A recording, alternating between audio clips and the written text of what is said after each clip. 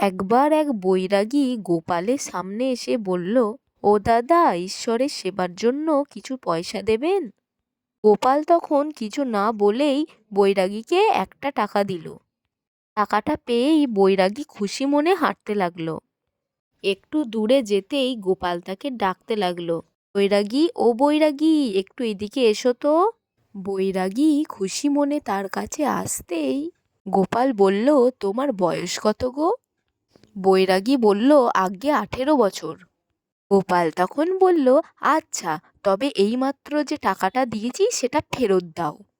বৈরাগী তখন বলল, কেন ফেরত দেব কেন? গোপাল তখন বলল, কারণ আমার বয়স 55 বছর। বৈরাগী বলল, তাতে হয়েছেটা কি? গোপাল বলল, আমার বয়স তোমার থেকে অনেক বেশি, তাই তোমার আগেই আমি স্বর্গে যাব আর ঈশ্বরের সেবার সুবর্ণ সুযোগ পাবো। দাও দেখি বাপু টাকাটা ফেরত। হ্যালো বন্ধুরা, কেমন লাগলো আজকের এই গল্প?